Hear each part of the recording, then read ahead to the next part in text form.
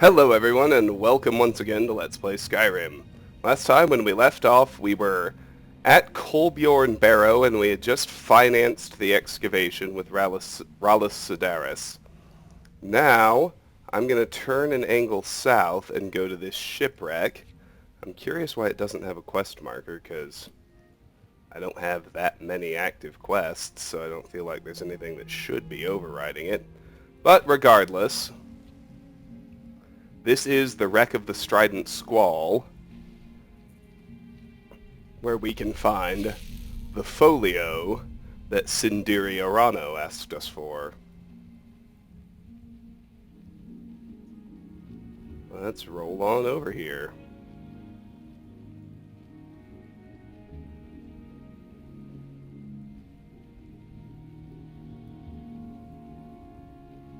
Home to Reavers.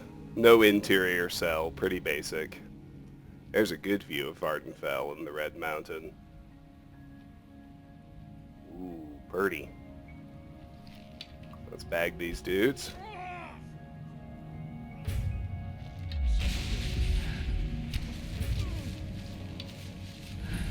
Pretty straightforward.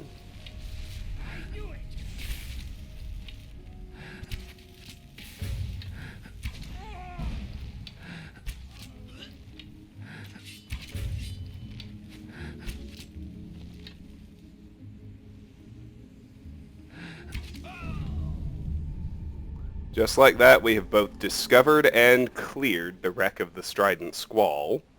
I'll make note of both of those items on my location list. There's discovered. There's cleared. Excellent. I think we got one bad guy left. Yes, there they are. Reaver Archer. Time to die, outlaw. No problem. Pretty easy.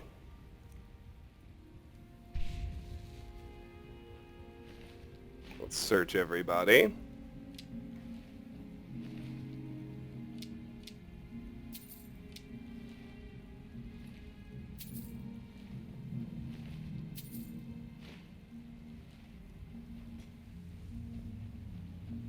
There's another Heartstone deposit. We don't need another Heartstone, but it's good to be aware of. Alright, let's check out the top deck before we head inside anywhere. Really nothing up here, and only one way forward, which is here into the cabin. Let's check things out there. We got coin purses. We've read both versions of Songs of Skyrim, so neither of those are new. Here's an adept-locked chest. Let's spring it open.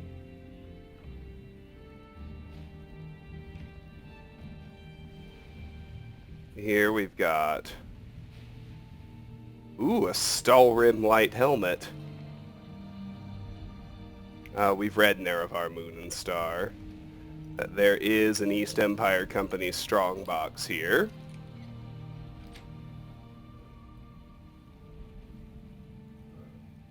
Let's make sure we get the pendant out.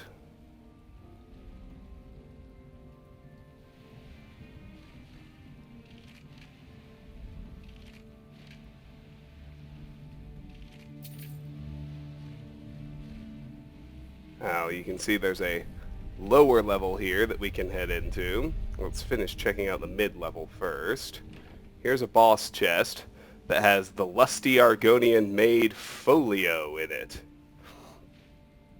Completed, locate Sindiri's folio from the wreck of the Strident Squall.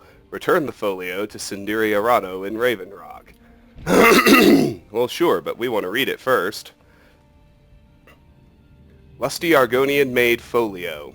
The Lusty Argonian Made Folio Edition by Crassius Curio. Take this off the book list and then we'll read it. To the Arano family, when I showed up on your doorstep in Morrowind that day, I expected to be thrown back into the street and cast aside like some sort of vermin. Instead, you offered me into the warmth and safety of your home. For that, I will be eternally grateful. Please accept this rare folio edition of my work as sign of appreciation for your kindness. Crassius Curio. Act 4, Scene 3 continued. Lifts her tail. Certainly not, kind sir. I am here but to clean your chambers. Crantius Colto. Is that all you have come here for, little one? My chambers? Lifts her tail. I have no idea what it is you imply, master. I am but a poor Argonian maid. Crantius Colto. So you are, my dumpling, and a good one at that. Such strong legs and shapely tail. Lifts her tail. You embarrass me, sir. Crantius Colto. Fear not. You are safe here with me. Lifts her tail. I must finish my cleaning, sir. The mistress will have my head if I do not. Crantius Colto. Cleaning, eh? I have something for you. Here, polish my spear. Lifts her tail. But it is huge. It could take me all night. Crantius Colto. Plenty of time, my sweet. Plenty of time. End of Act 4, Scene 3. Act 7, Scene 2, continued. Lifts her tail. My goodness, that's quite a loaf, but however shall it fit my oven? Crantius Colto. This loaf isn't ready for baking, my sweet. It has yet to rise. Lifts her tail. If only we could hurry that along. How would I accomplish such a task? Crantius Colto. Oh, my foolish little Argonian maid, you must use your hands. Lifts her tail. You wish me to knead the loaf? Here? Crantius Colto. Of course. Lifts her tail. But what if the mistress catches me? Your loaf was meant to satisfy her appetite. Crantius Colto. Don't fret, my delicate flower. I'll satisfy the mistress's cravings later. Lifts her tail. Very well, but I'm afraid my oven isn't hot enough. It could take hours. Crantius Colto. Plenty of time, my sweet. Plenty of time. End of Act 7, Scene 2. So we'll take that back once we finish exploring this shipwreck. We need to nick down into the lower level here.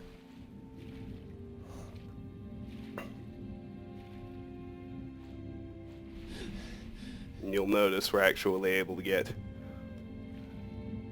maybe, possibly, out through the bottom of the ship, but what we're really after is this hidden area of the midsection, where, surprisingly, we can find some other stuff.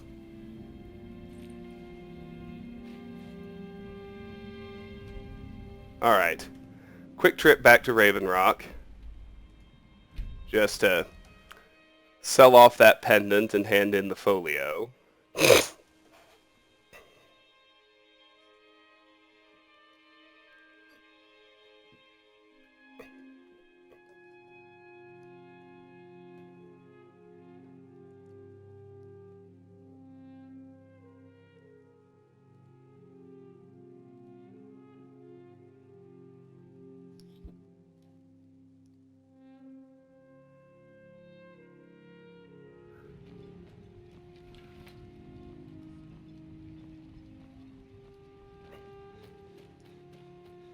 Here's Sindiri. Your efforts in Raven Rock have proven most invigorating for my husband. I haven't seen him this pleased in many years. I found your missing folio. You have? You have no idea what this means to me, to my family. Reclamations bless you. Well, you've certainly proven your worth around here to me. Please, accept this gift as a token of my appreciation. Lusty Argonian Maid folio removed. Ring of Regeneration added. Completed. Return the folio to Sindiri Arano in Raven Rock. Good job, traveler. So that quest was called First Edition. And now, of course, it's done.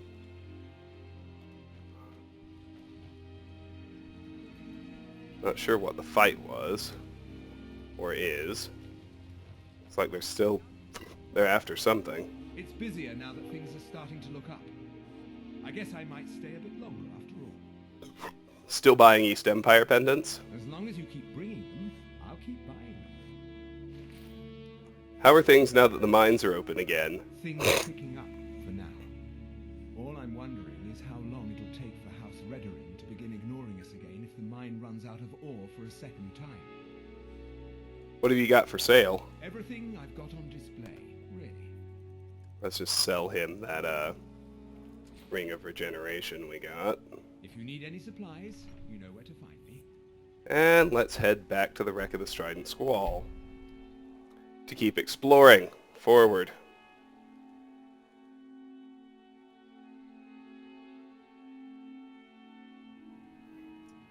But from here, you You can see a little shack to the northeast. That's our next target.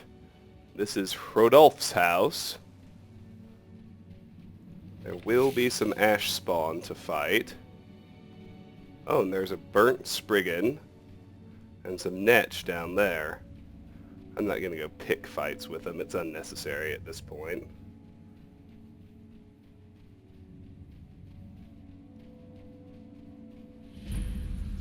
Anyway, we've discovered Rodolph's house.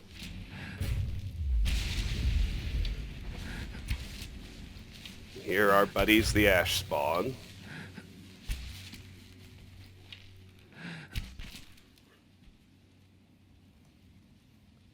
Deal with them, and I will take Rodolph's house off my discoverable locations list. It is clearable, but it has not been cleared yet. More ash spawn to fight, no doubt.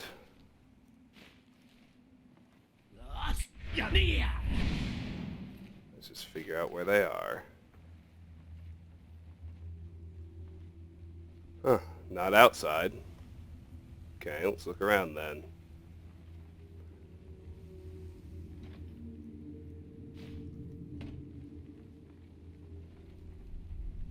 This is very interesting. This place looks to be only recently abandoned. There are heartstone deposits around.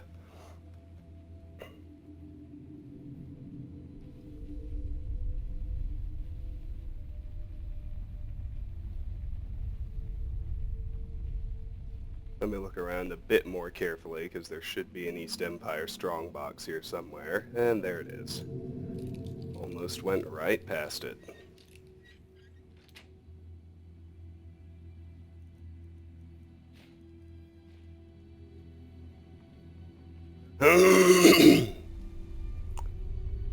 Let's head into the trapdoor to the interior cell of Rodolph's house.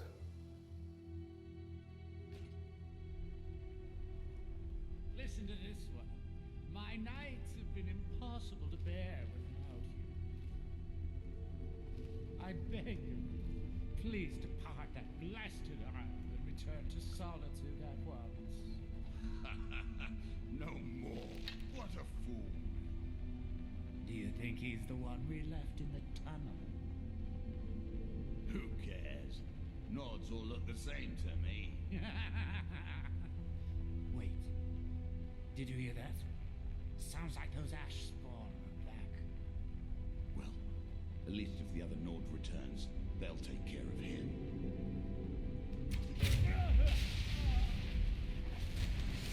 Someone there.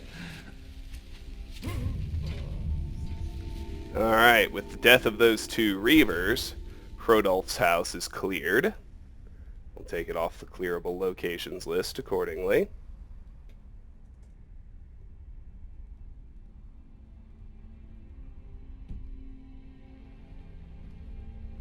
Alright, let's see what we got here.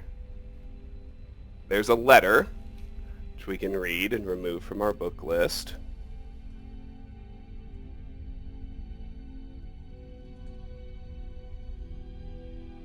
Rodolph, light and strength, I feel your words are not your own, and I worry dearly for your health.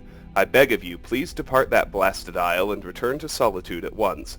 My nights have been almost impossible to bear without you. To lose you would be the death of me.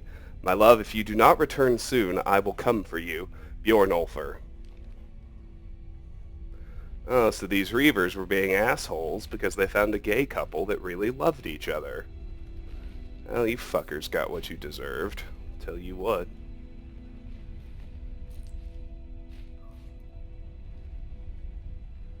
Let me see. A lot of books here. Nothing new, though. Here's Rodolph's journal, which we can also read and remove from the book list. Excuse me. Yikes. 1. I've arrived in Solstheim and moved into an old house on the hill by the shore. Whoever lived here before is long gone. 2. I can see well out into the waters from my vantage here and can hear all things behind and around. Dunmer bandits wander the woods at night, but I don't fear them. 5. There is a calling from the depths, a rumble drone that sings to me at night. I've started sleeping in the basement and keeping a knife near. The call is loudest down here. I will to be ready for whatever is coming. 6. It is as if a great machine reverberates beneath me. 10. I tire of waiting for the caller underneath to emerge. I walked to town and bought some digging tools. Shovel, shovel, pick. I started to break down the wall behind the bookshelf and dig down, slow going. I put the bookshelf back when I finished digging. Why? No house guests here, but I feel I have something to hide. 13. How can I make Bjorn hear what I have heard? I must not lose him, yet I must remain in this place, for I know I will know the truth soon. 23.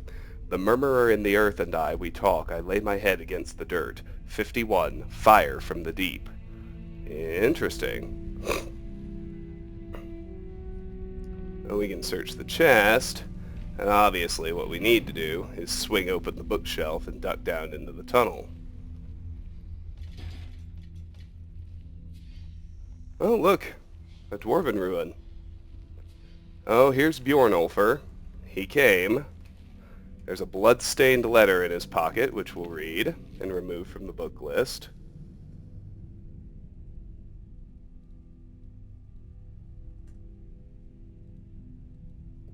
Bjorn, do not come to this place. I have not much self left. The earth will take us both. H. Should have listened, Bjornulfr. At least you'd be alive. Anyway, here's a boss chest. And that's it. So I guess he just heard these little bits of machinery and it drove him insane. That's actually quite unfortunate.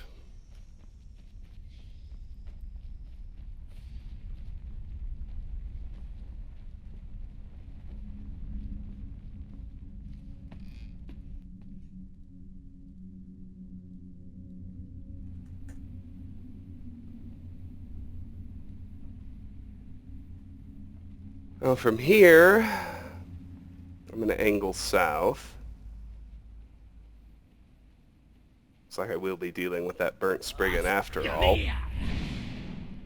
The Netch, just like in Morrowind, are docile unless you attack them first. The burnt spriggan is a different matter. Burnt spriggans are an interesting beast. They aren't terribly different from ordinary spriggans, except they're resistant to fire instead of weak to it. Which makes a degree of sense, I suppose. They've been somehow corrupted by the ash, I suppose. Anyway, here's Hrodolf's body, so he didn't make it either. His axe is broken. He's got a chest.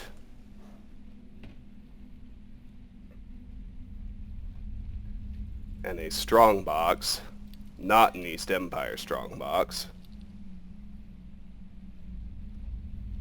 And if we continue to the northeast, we'll be essentially at the south center of the island, which is where you arrive to kick off the Blood Moon expansion if you play Morrowind, and the subject of a quest here in the Dragonborn expansion.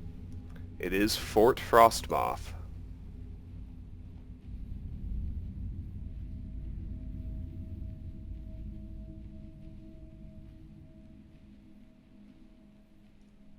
You can also see a good old Telvanni Tower over there.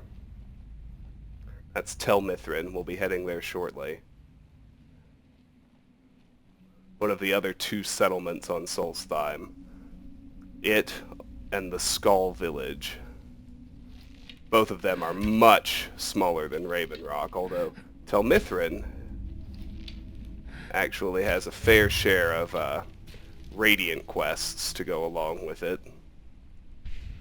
On behalf of Neloth, who we met earlier.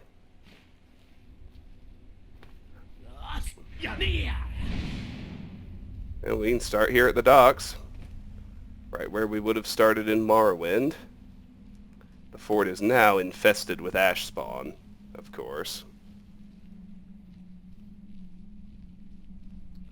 We'll head inside. We've discovered Fort Frostmoth. Very cool. Take it off the list.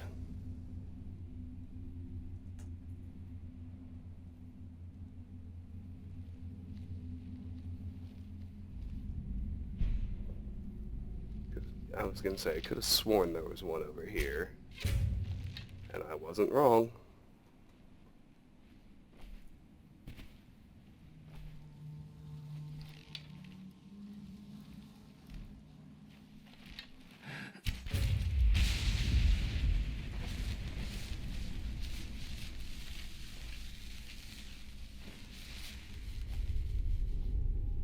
Can't actually enter the tower. It's drowned in ash. So be it, I suppose. We'll head this way instead. Excuse me.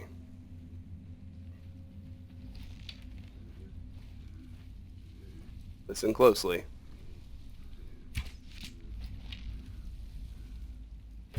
Men, an invader has entered the fort. Prepare yourselves for an ambush. Can see him up there. That's General Carius. Fort Frostmoth will never fall. Long live the Empire!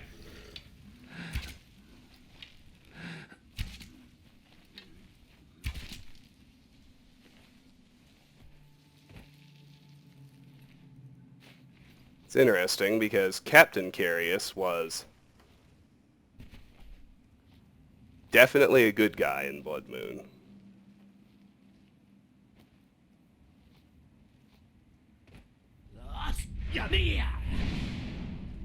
How are we doing? Right, we got one over in this tower.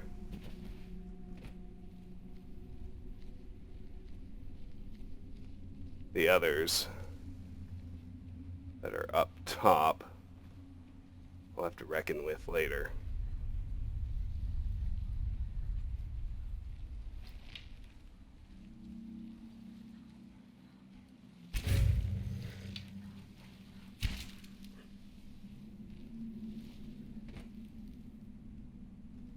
Well, that's interesting. Well, if you try to go directly into the building where you saw General Carius, unsurprisingly, it doesn't work. Lock cannot be picked and requires a key. So we'll head into the other building instead.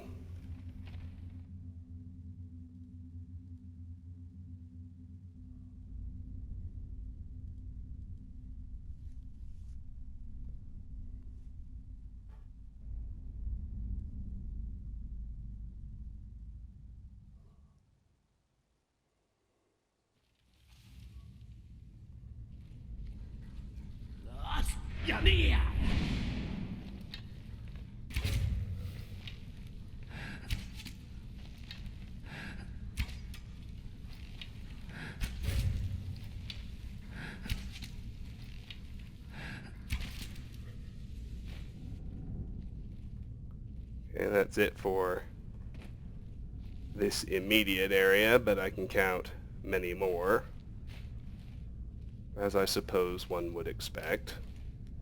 After all, it is another full-length side quest. Anyway, here immediately to the left is another East Empire strongbox, so make sure you get that. You never actually get credit for completing the quest, but there is a finite number of East Empire pendants, and it's possible to find them all for what it's worth. And of course, I intend to do so.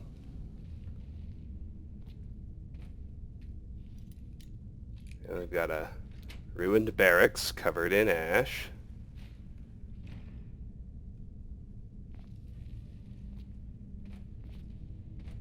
It actually kind of circles back onto here.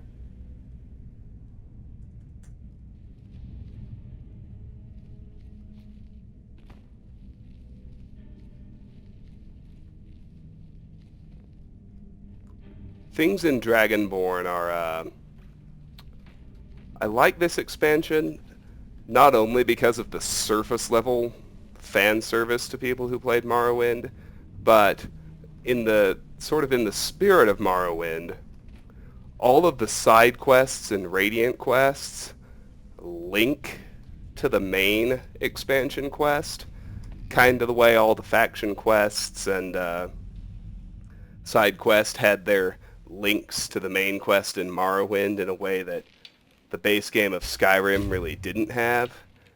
The base game of Oblivion didn't either.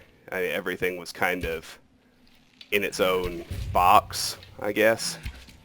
One thing I really like is that sort of linkage between side/miscellaneous quests and the main storyline, and that's much more present in this expansion than in the base game, which we'll start to see examples of that soon. We just haven't advanced the main story enough yet to really notice, but yeah, I want to search that. Oh, that hurt. Except it really didn't. It's the advantage of having this much health. Anyway, we got the ones on top of there. No big deal, we'll just duck back in. This time, rather than turning left and going up top, we'll turn right and go down. Or we've isolated down to this one path. Let's roll down here and see what we can find. I'm going to drop a quick save too, just because it's been a while. There's an ash spawn, and another. It's always fun.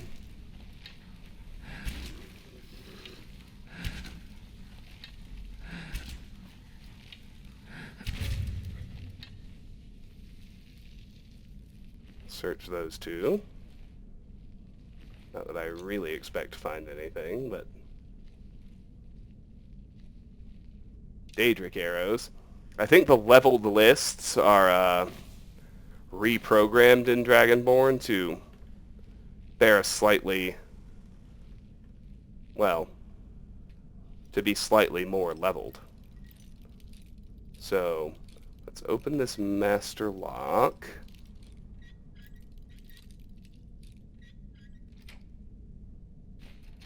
Fort Frostmoth key added. Okay. Boss chest.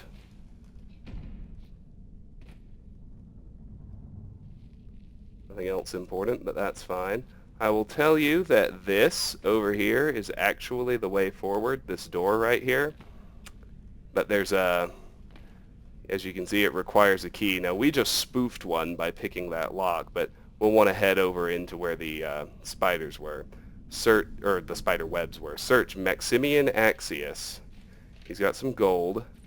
His knapsack has 3 volumes of A Letter to Selena, and volume 4 is on the ground. We're going to read all 4 and take them off the book list. So here is A Letter to Selena 1.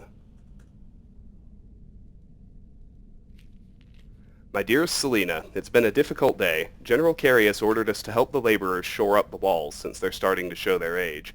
It was back-breaking work, but without the extra support, those walls wouldn't stand up to a siege. Some of the men are grumbling about the task, but I don't agree with them. The general knows what's best for Fort Frostmoth, and I would follow him to oblivion and back if he asked. There's a supply ship due on Solstheim in a few weeks, and I hope to send you all these daily letters I've been writing.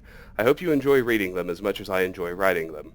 I miss you, Selena, and I can't wait to see you when my time on Solstheim is through. Yours always, Maximian Axius, 20 Evening Star 4E4. A Letter to Selena 2. My dearest Selena, Euphemius was killed this morning by one of those awful reeklings. We were escorting a supply wagon from Fort Frostmoth to Raven Rock when a war party of those bastards ambushed us from the cliffs. We fought them off, but poor Euphemius was impaled by one of their spears. The healers at the fort couldn't do anything for him, and I watched him slip away as I held his hand. I don't know how much longer I can stand being here. My loyalty to the Empire and the strong words General Carius delivers to us at each morning muster are the only things keeping me going. The supply ship should arrive tomorrow, and I promise to give the quartermaster my letters so they can finally be sent home. Give my love to the children. Yours always, Maximian Axius. A Letter to Selena 3. My dearest Selena, the supply ship due in Solstheim hasn't arrived yet, and no one knows what's happened to it. I'll keep writing these letters in hopes that they can be delivered to you one day. It's awful being isolated on Solstheim like this, but General Carius keeps telling us we need to maintain Fort Frostmoth for the good of the Empire. I believe what he's saying only because he's never led us down the wrong path in the past, but I'm wondering if anyone on the Imperial Council even gives a damn about this pile of rock. 4 soldiers have died in the last 2 years at Fort Frostmoth. It almost seems as though the Empire takes us all for granted and expects us to sit out here and get chipped away at like the rock inside the mines. My posting here can't end soon enough. Yours always, Maximian Axius, 1 Sun's Dawn 4E5. A letter to Selena 4. My dearest Selena, this is my last letter. I don't know if you'll ever get any of them, but I'll keep them on me in case I'm ever found. Something happened here, Selena. It was horrible. Something's happened at the Red Mountain, but I can't describe it. It's as if hundreds of Oblivion gates opened at once at its summit, and it's spitting fire and death in all directions. Fort Frostmoth has been completely destroyed.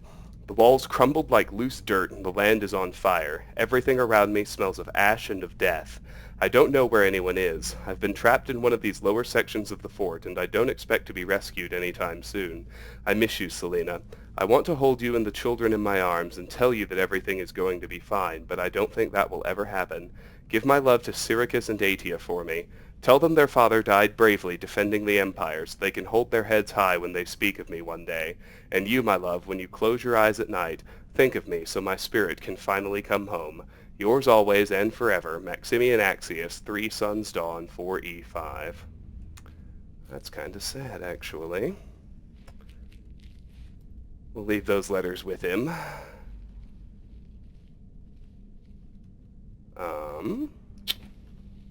Let's head through here first.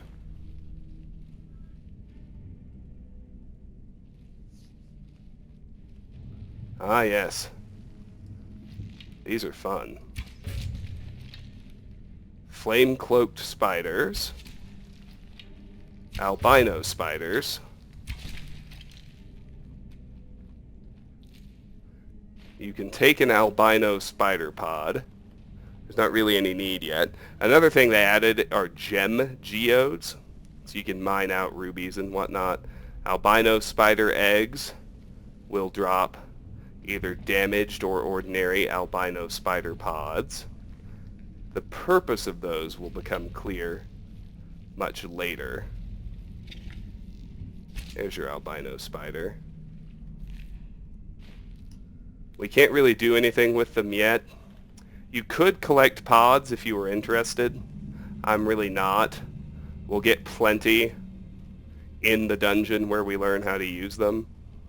So messing with them now is somewhat pointless. But be aware, you can craft things out of them. So gather them up if you're interested.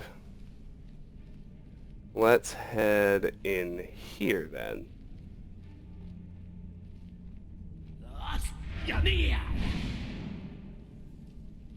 These look to be the crypts.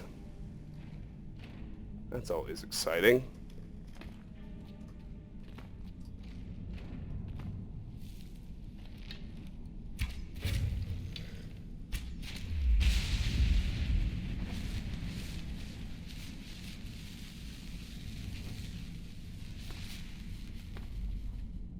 I took a basket by mistake. Let's just drop it in there. Suddenly the coffins are only containing things that make sense to be in coffins, like bone meal and skulls. It's bizarre. Alrighty, no worries. On this direction.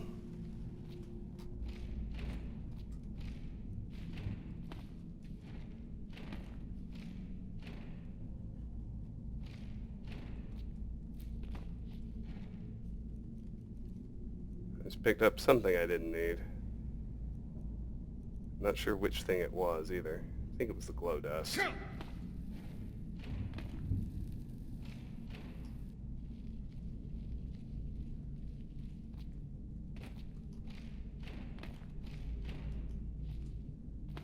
I will search these just in case.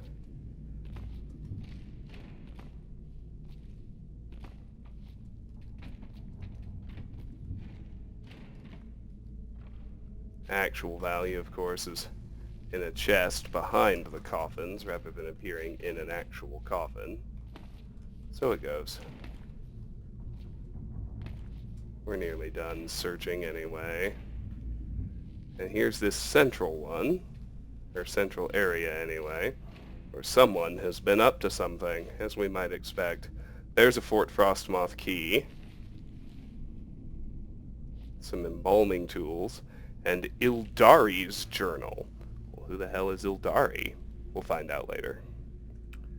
Not even inside the fort. I mean later. Different quest later.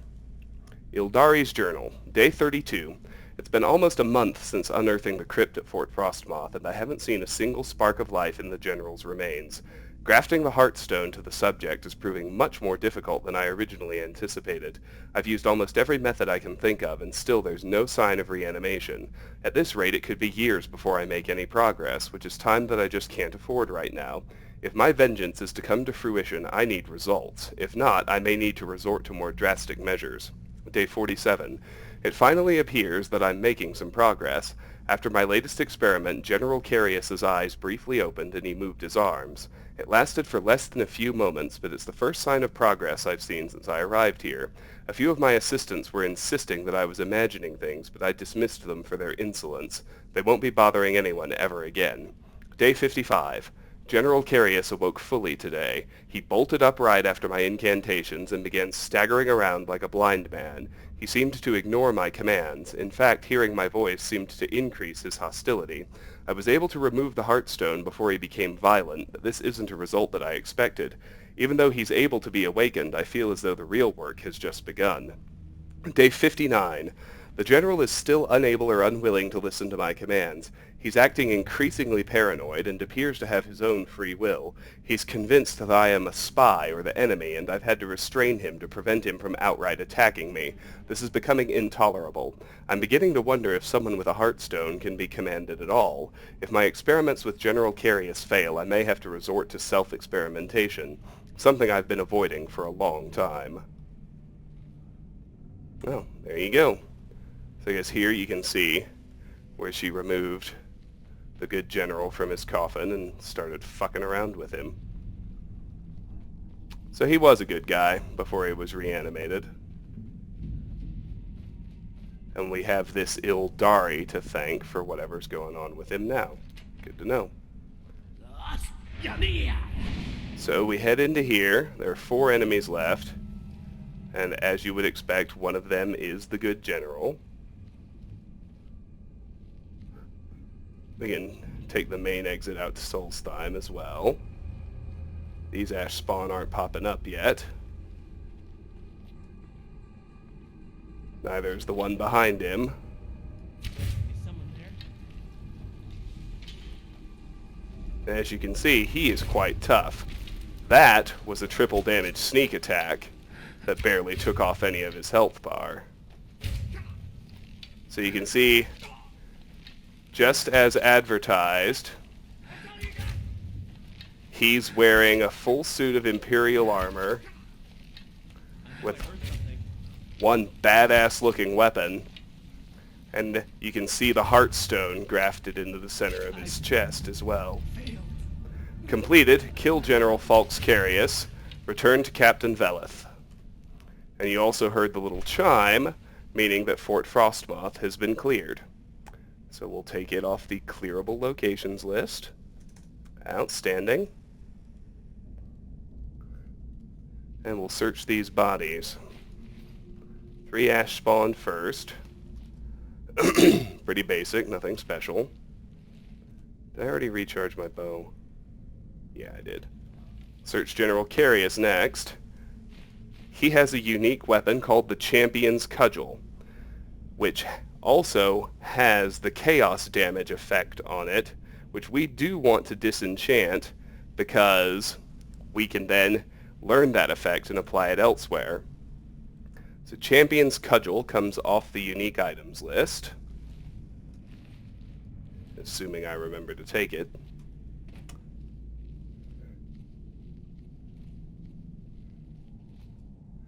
Now we can poke around in here. We've read all the... Oh! This is a new book, The Legendary Scourge. I'll read it and take it off the book list. Very cool. The Legendary Scourge. Not till the very evening they came, answered he, and then told of his dealings with Mehrunes Dagon's thralls, saying that Macan would find it easier to whistle on the wind's tracks and go on a fool's errand than to fight his toads.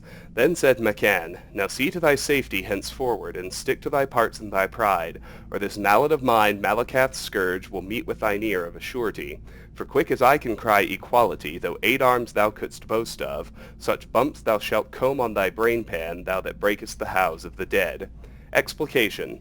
The mace scourge, blessed of Malakath, Macan's legendary weapon, forged from sacred ebony in the fountains of Fickledire, has ever been the bane of the dark kin, and many a black spirit has been hurled back into oblivion with a single blow of this bold defender of the friendless. Scourge now hangs within the armory of Battlespire, ready to take up in the name of the Emperor against the Daedric lords. It's possible to find that book in the base game, but it's guaranteed to find it here. Let's head back out to Solstheim. We'll make a trip back to Raven Rock to wrap up this quest.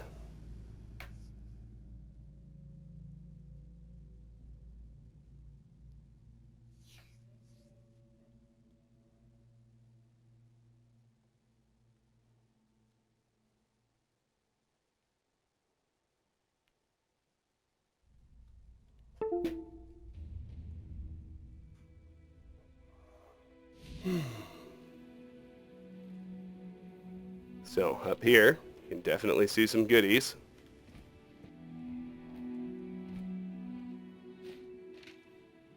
Let's head back to Raven Rock.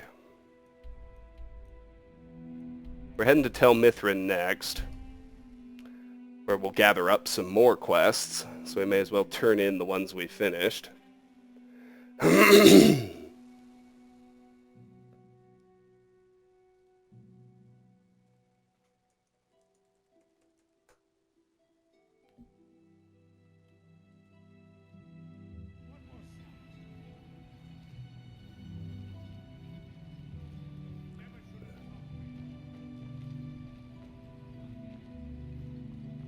The hell is going on? I need Captain Velith. It appears he's outside the bulwark fighting something. Oh, ash spawn. Naturally. Good enough. Anyway, let's chat with Velith. What news do you bring from Fort Frostmoth? I killed General Carius. I had my suspicions that he was undead. How else could he have survived for over 200 years? It's a shame. There are quite a few tales of General Carius's exploits, including the founding of Raven Rock. He'll no longer send ash spawn to Raven Rock. Councillor Morvain told me to give this to you if you made it back in one piece. And you got rid of General Carius. Better than a soldier's pay, so you should be thankful. 10,000 gold added. Completed. March of the Dead. So we'll take that off the quest list. Did you need something from me? I'm sorry to bother you, but Second Councillor Rano asked me to come find you. He said it's quite urgent. Did he say what it was about? All he wanted me to do is track you down and send you to him. Look, this is important. Even more important than wiping out the ash spawn. Please, go speak to the Second Councillor as soon as possible. Started. Served cold. Speak to Adril Lorano. We will, but first... I've slain General Falx Carius in the ruins of Fort Frostmoth and put an end to any further ash spawn attacking Raven Rock. Captain Velith was very pleased with my results and awarded me a bounty in gold. Served cold. Captain Velith told me that Adril Lorano, second counselor of Raven Rock, wanted to speak to me immediately. I should find him and discover the reason for his urgent message. I'm sorry, I've already said too much. Talk to Second Councillor Rano if you will, it helps. I don't want to do this quest just yet. So, what I am going to do is track down Fethys, which probably realistically means waiting a few hours, which is fine.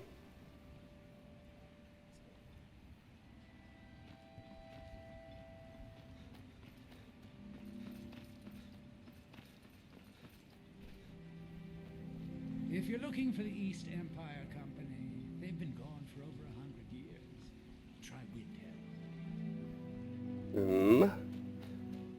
would like an arcane enchanter, and I believe there's one in Severin Manor. So let's head there. I trust you're not planning any trouble.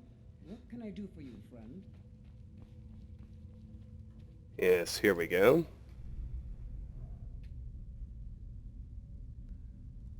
We can disenchant the champion's cudgel to learn the final enchanting effect in the game.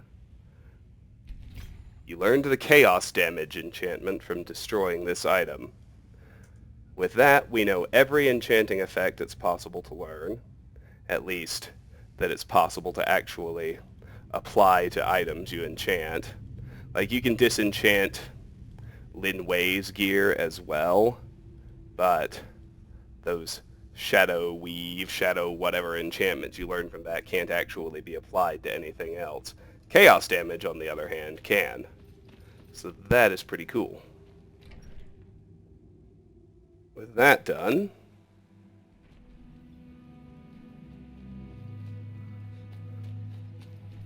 make a quick stop at Fethys. Yeah, so, you're making my buyer happy. Keep them coming. Just because we're here. And now we'll head back to Fort Frostmoth, so we can proceed east toward Tel Mithryn.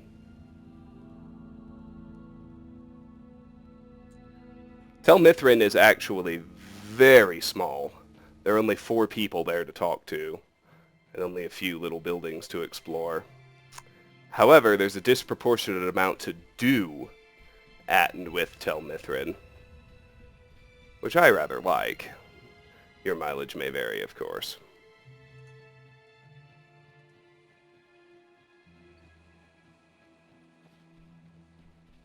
We'll head this way.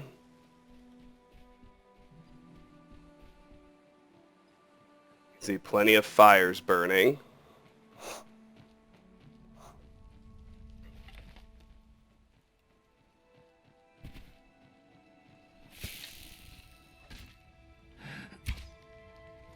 There's a flame-cloaked spider. And there's a red guard.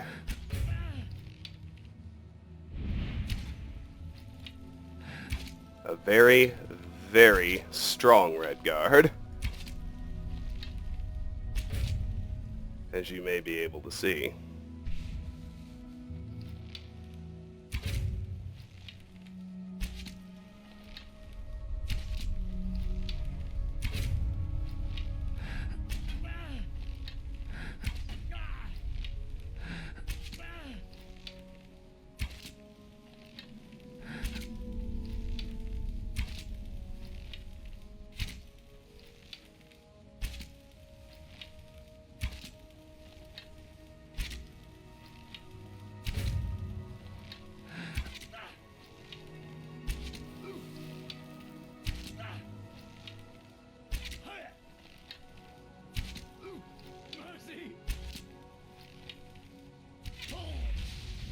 Got him.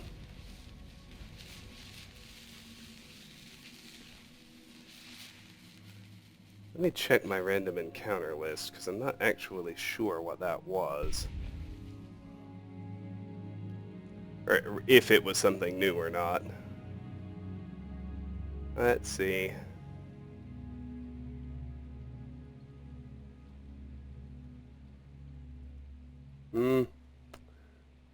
I don't think so. I think that was just random flame-cloaked spider that was just out here and interrupted the usual aggressive adventurer. Yeah, the flame-cloaked spiders just exist here. You see, they're suicide bombers. That's always interesting. Over here, lo and behold, it is a Silt Strider. They did, in fact, put one in. There's a burnt Spriggan right there.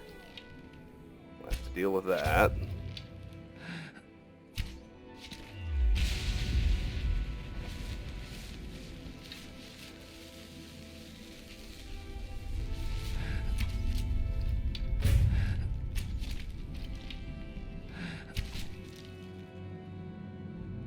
was going to say those are probably ash hoppers, but they turn out to be flame-cloaked spiders. Doesn't really matter. Making our way over here so that on the way to Tel Mithryn,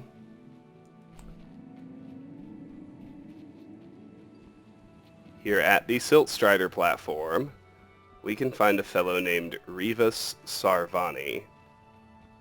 He's got a copy of Short History of Morrowind, which we've read already. He's got a Kagrimez Resonance Gem that we actually need, but he'll sell it to us in dialogue. From that look on your face, I'm guessing you've never seen a Siltstrider before. No, what is it? This is Dusty. I personally trained her from a lava. Feels like a lifetime ago now. She hasn't been in traveling condition for quite a while now. I've tried to let her go off on her own, but she insists on staying here. How do you survive out here? We get by trading odds and ends with the locals. I've decided to stay here and make sure she passes in peace. It's the least I can do for her. Every once in a while, a local makes it out here, although they usually just want to catch a glimpse of Dusty. Siltstriders are pretty rare now. What have you got for sale? Take a look. Oh, so he doesn't do it through dialogue. So we'll just pickpocket the Resonance Gem. About Siltstriders. Would you like to know? Why are they so rare? The blast from the volcano wiped most of them out. Found Dusty in a small cave on Vardenfell. Siltstrider cocoons are pretty tough. What were they used for? Mostly for transporting goods and people. They were pretty commonplace in Morrowind, but that was ages ago. A Siltstrider carapace is so strong it can withstand the harshest of weather. Even the legendary sandstorms of Vardenfell's Molag Armor region were said to barely make a dent in them. Of course, that's all ash now. Enough about this. All right.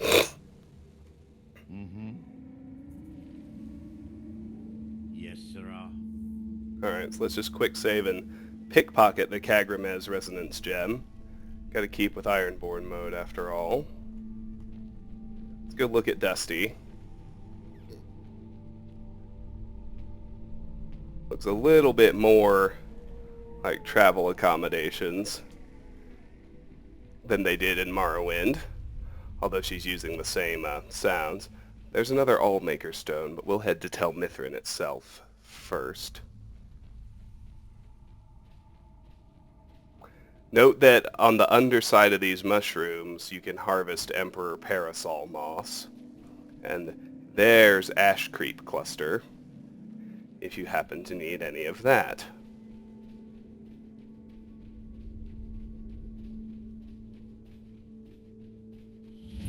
Here is Tel Mithryn.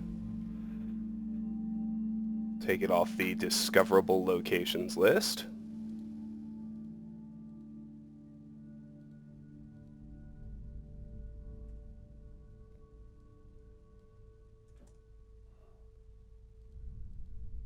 And then we'll visit with these two. Why are you out here? Aren't you supposed to be in the tower assisting Master Neloth? Tel Mithryn Steward's Key. Why won't this summoning work? If you must know, I'm trying to get this Ash Guardian spell to work. Now let me concentrate. Besides, shouldn't you be worrying about the damage to the tower? Master Neloth has tasked Alenia with repairing the tower. Why aren't you doing this in the lab, where it would be safer for all of us? The lab is too small. Also, I need the ashy soil. Master Neloth knows what I'm doing. No need to bother him about it, though. He's quite busy at the moment. It's on your head if something goes wrong. Just let me get back inside first. Maybe the book has something. We don't get many visitors. Is there something you need? What is this place? Tel Mithryn. It's the home of Master Neloth. You may have heard of him. He's a famous Telvanni wizard. He lives in a giant mushroom? In Morrowind, the Telvanni grow buildings from special fungus spores. Master Neloth grew one here to be his home. Don't ask me how. Are you one of Neloth's apprentices? No, Talvis is his apprentice. I'm his steward. I manage the day-to-day affairs of Tel Mithryn. Now, if you'll excuse me. Need something? Who else lives here? Talvis is Master Neloth's apprentice. If you're interested in spells, he might be willing to sell you some. Elenia is our alchemist. She specializes in mushrooms and other types of fungus. Ulves runs the kitchens. Here's Talvis. I don't think you belong here. Does Master Neloth know about you? One day I will inherit his power. It will all be mine. Mark my words. Oh, did you need something? What's a heartstone?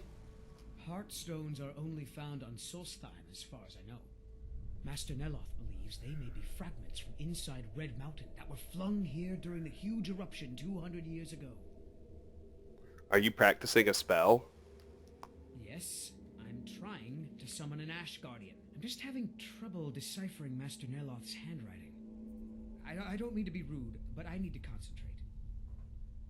He never sleeps. I don't know how he does it, but he never rests for even a moment. Oh, did you need something? What is this place? This is Master Neloth's tower. He's a Telvanni wizard. Telvanni? What are the Telvanni? You've never heard of the great houses of Morrowind?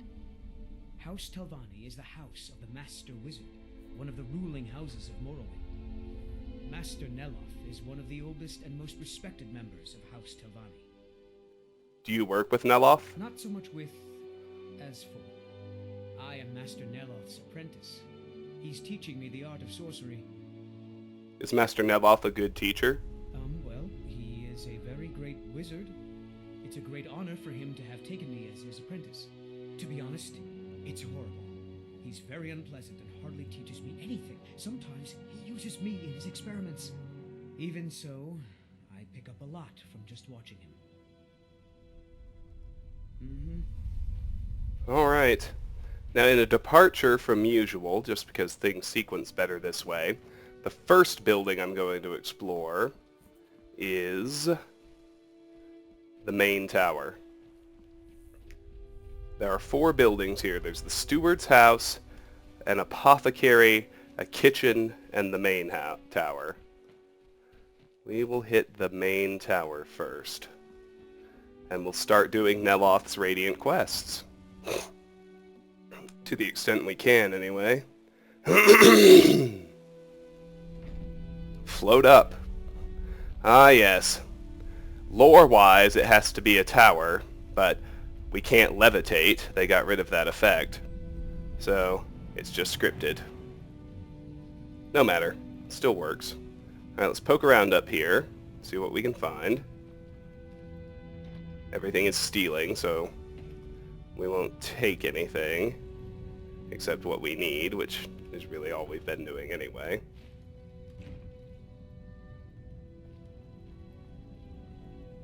And I guess I'm using a pretty loose definition of the term need. So I don't really need gold anymore either. But you know what I mean. Huh, well, we've read Horker attacks. There's Neloth. We met him earlier at the Earthstone outside Raven Rock. The ash from Red Mountain holds secrets. Secrets I mean to uncover. We'll check out his books. True Noble's Code, Varieties of Faith in the Empire, and Nerevar at Red Mountain. These are both new books. We'll do Nerevar at Red Mountain first. Nerevar at Red Mountain. The following is from the Apocrypha, the hidden writings of the Tribunal Temple. It is a scholarly retelling of a tradition transmitted through the Ashlanders concerning the battle at Red Mountain and subsequent events. The Ashlanders associate this tale with the telling of Alandro Sul, a shield companion of Nerevar who came to live among the Ashlanders after the death of Nerevar and during the ascension of the Tribunal. There are many variant treatments of this story, but the primary elements are consistent throughout the tradition. The murder of Nerevar, the tragic fate of Dagothur, and the profane source of the Tribunal's divine power are denied by Temple doctrine as ignorant Ashlander superstition, and not widely known among civilized Dunmer. Resdain, present-day Morrowind, was contested ground between 2 very different types of Mer. the Chimer, who worshipped Daedra, and the Dwemer, who worshipped profane and secret power. These two people warred with each other constantly until their lands were invaded by a young, vibrant, and violent alien culture, the Nords. Two heroes, one from the Chimer and one from the Dwemer, Induril Nerevar and Dumak Dwarfork, made peace between their people and together ousted the alien invaders. Then these two heroes worked long and hard to maintain that peace thereafter, though their counselors thought it could not last, or worse, that it shouldn't. Nerevar's queen and his generals, Almalexia, Sothasil, Vivek, told him to claim all Resdayn for his own, but Nerevar would not listen, for he remembered his friendship with Dumak. There would be only peace. Until Dagoth-Ur arrived. House Dagoth had discovered the source of the profane and secret power of the Dwemer, the legendary Heart of Lorkhan, which Dumak's people had used to make themselves immortal and beyond the measure of the gods. In fact, one of their high priests, Kagranak, was building a new god so that the Dwemer could claim Resdayn for their own. The tribunal urged Nerevar again to make war on the dwarves. Nerevar was troubled. He went to Dumak, his friend of old, and asked if what Dagoth-Ur said was true. But Kagranak and the high priests of the Dwemer had kept their new god secret from their king, and Dumak said the Dwemer were innocent of any wrongdoing. Nerevar was troubled again and made pilgrimage to Holamayan, the sacred temple of Azura, who confirmed that all that Dagoth-Ur said was indeed true, and that the new god of the Dwemer should be destroyed for the safety of not only Resdayn, but for the whole world. When Nerevar went back and told his tribunal what the goddess had said, his queen and generals felt themselves proved aright and again counseled him to war. There were reasons that the Dwemer and Chimer had hated each other forever. Finally, Nerevar, angered that his friend Dumak would lie to him, went back to Vardenfell. This time the Chimer king was arrayed in arms and armor and had his hosts around him, and he spoke harshly to Dumak Dwarfork, king of Red Mountain. You must give up your worship of the Heart of Lorkhan, or I shall forget our friendship and the deeds that were accomplished in its name. And Dumak, who still knew nothing of Kagranak's new god, but proud and protective as ever of his people, said, We shall not relinquish that which has been our way for years beyond reckoning, just as the Chimer will not relinquish their ties to the lords and ladies of Oblivion. And to come at my door in this way, arrayed in arms and armor and with your hosts around you, tells me you have already forgotten our friendship. Stand down, my sweet Nerevar, or I swear by the 15 golden tones I shall kill you and all your people. And so the Chimer and Dwemer went to war. The Dwemer were well defended by their fortress at Red Mountain, but the bravery and cleverness of Nerevar's queen and generals drew most of Dumak's armies out into the field and kept them there so that Nerevar and Dagoth-Ur could make their way into the Heart Chamber by secret means. There Nerevar met Dumak and the Dwarf King, and they both fell from grievous wounds. Dagoth-Ur slew Kagranak and took the tools the Dwemer used to tap the power of the heart. He went to his dying lord Nerevar and asked him what to do with these tools. And Nerevar summoned Azura again, and she showed them how to use the tools to separate the power of the heart from the Dwemer people. And on the fields the tribunal and their armies watched as the Dwemer turned into dust all around them as their stolen immortality was taken away. Back in Red Mountain, Nerevar told Dagoth-Ur to protect the tools and the heart chamber until he returned. Dagoth-Ur said, But shouldn't we destroy these tools at once so that they might never be used for evil again? But Nerevar was confused by his wounds and his sorrow, for he still loved Dumak and the Dwemer people, and so went to the fields outside of Red Mountain to confer with his queen and his generals, who had foreseen that this war would come and whose counsel he would not ignore again. I will ask the tribunal what we shall do with them, for they have had wisdom in the past that I had not. Stay here, loyal Dagoth-Ur, until I return. Then Nerevar told his queen and generals all that had transpired under Red Mountain, and how the Dwemer had used special tools to turn their people into immortals, and the wondrous power of the Heart of Lorkhan. The tribunal decided that the Chimer should learn how to use this power so that Nerevar might claim Resdayn and the world for their people. Nerevar did not expect or want this, so he asked his queen and generals to help him summon Azura yet again for her guidance. But the tribunal had become as greedy as Kagranak upon hearing of the power of the heart, and they coveted it. They made ritual as if to summon Azura as Nerevar wanted, but Almalexia used poisoned candles, and Sothasil used poisoned robes, and Vivek used poisoned invocations. Nerevar was murdered. Then Azura came forth anyway, and cursed the tribunal for their foul deeds. She told them that she would use her powers over dusk and dawn to make sure Nerevar would come back and make things right again. But the tribunal laughed at her and said that soon they would be gods themselves, and that the Chimer people would forget their old ways of worship. And Azura knew this would be true, and that it would take a long time before her power might bring Nerevar back. What you have done here today is foul beyond measure, and you will grow to regret it, for the lives of gods are not what mortals think, and matters that weigh only years to mortals weigh on gods forever. And so that they might know forever their wicked deeds, Azura changed the Chimer into Dunmer, and their skin turned ashen, and their eyes into fire. Let this mark remind you of your true selves, who, like ghouls, fed on the nobility, heroism, and trust of their king. And then the tribunal went into Red Mountain and met with Dagoth-Ur. Dagoth-Ur saw what had been done, for his skin had changed as well, and he tried to avenge the death of Nerevar, but to no avail. He was driven off and thought dead. The tribunal found the tools he had been guarding, and through study of Kagranak's methods, turned themselves into gods. Thousands of years after their apotheosis, the tribunal are still the gods of Morrowind, and the old ways of worship are remembered only by a few, and the murder of Nerevar is known to fewer. But his queen and generals still fear his return, for the words of Azura linger long, and they see the mark of her curse on their people every day. We read Deathbrand. Varieties of Faith in the Empire is another new book, and it's a quite long one, I warn you. But it's interesting. A lot of backstory of the general Elder Scrolls lore. Varieties of Faith in the Empire by Brother Mikhail Karkuksor of the Imperial College. This is my best attempt at a listing of the pantheons and associated divine spirits of Tamriel's dominant cultures. This list is by no means complete. The imperial city of Cyrodiil alone boasts a vast host of saints and holy spirits.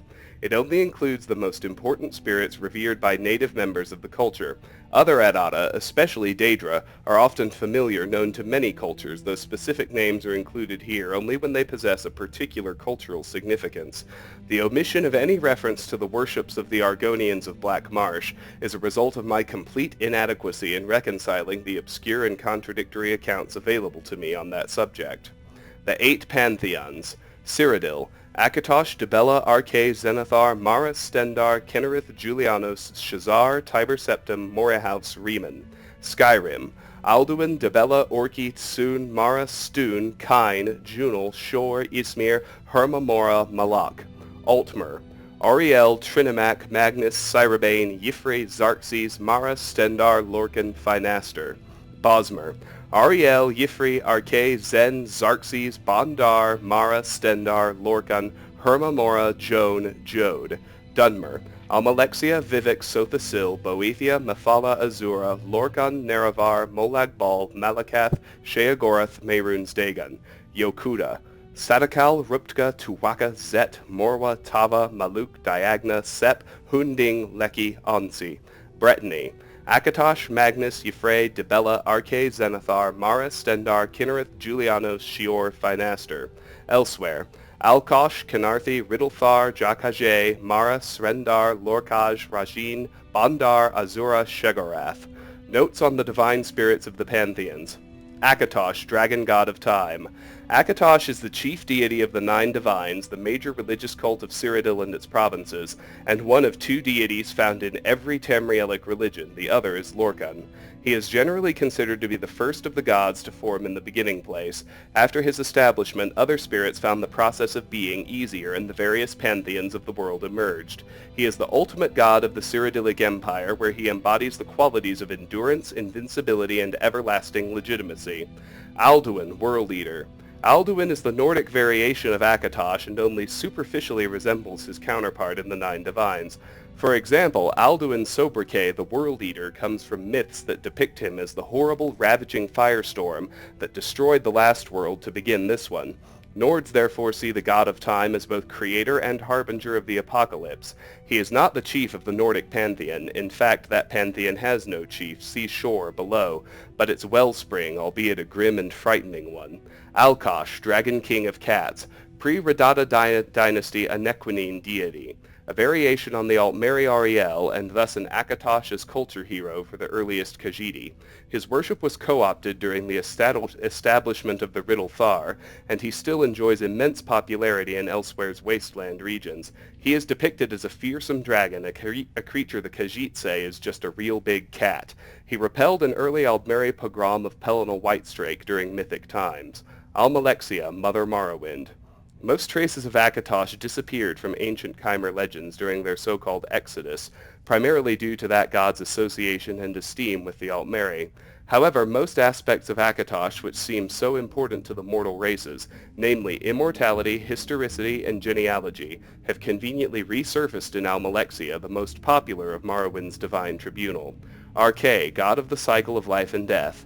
Member of the Nine Divines pantheon and popular elsewhere as well, Arche is often more important in those cultures where his father, Akatosh, is either less related to time or where his time aspects are difficult to comprehend by the layman.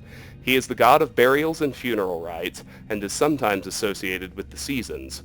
His priests are staunch opponents of necromancy and all forms of the undead. It is said that Arche did not exist before the world was created by the gods under Lorcan's supervision, urging, trickery. Therefore he is sometimes called the mortal's god. Ariel, king of the Aldmer. The elven Akatosh is Ariel. Ariel is the soul of Anuiel, who in turn is the soul of Anu, the everything. He is the chief of most Altmeri pantheons. Most Altmeri and Bosmeri claim direct descendant from Ariel. In his only known moment of weakness, he agreed to take his part in the creation of the mortal plane, that act which forever sundered the elves from the spirit worlds of eternity. To make up for it, Ariel led the original Aldmer against the armies of Lorcan in mythic times, vanquishing that tyrant, and establishing the first kingdoms of the Altmer, Altmora, and Old Elnathe. He then ascended to heaven in full observance of his followers, so that they might learn the steps needed to escape the mortal plane. Azura, goddess of dusk and dawn. Azura was the god ancestor that taught the Chimer the mysteries needed to be different than the Altmer. Some of her more conventional teachings are sometimes attributed to Boethia. In the stories, Azura is often more a communal cosmic force for the race as a whole than an ancestor or a god, also known as the anticipation of Sothasil.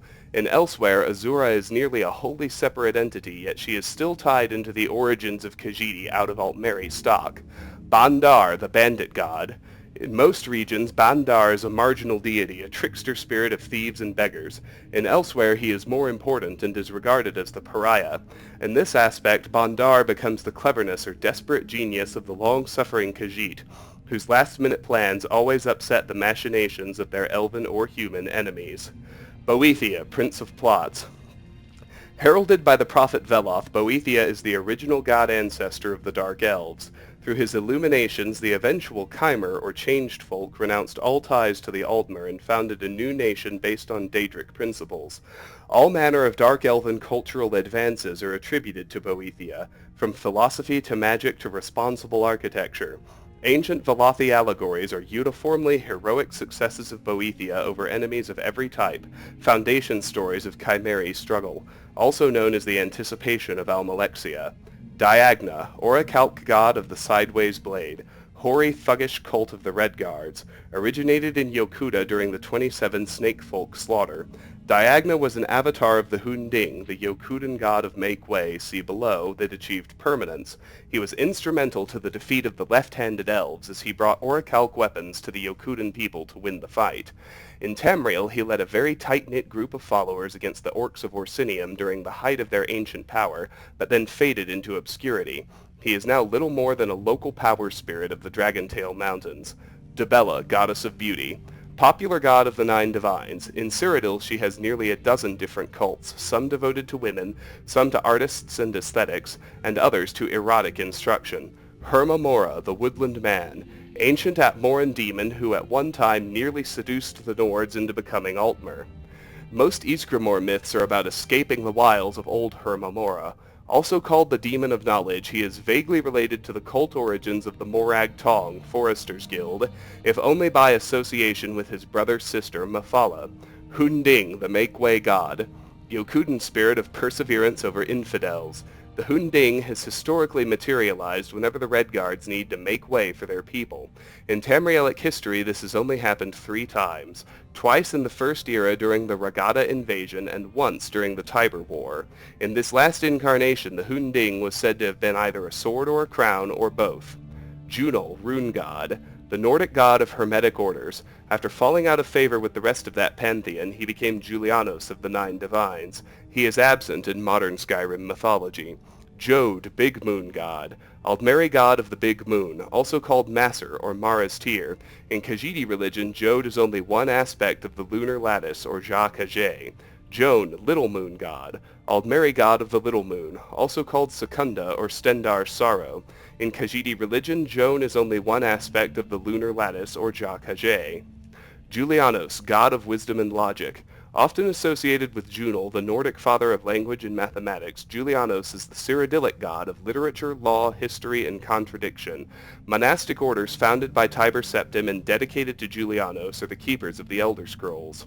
Kine, Kiss at the End, Nordic goddess of the storm, widow of Shor and favored god of warriors. She is often called the Mother of Men. Her daughters taught the first Nords the use of the Thuum, or storm voice. Kinnereth, goddess of air.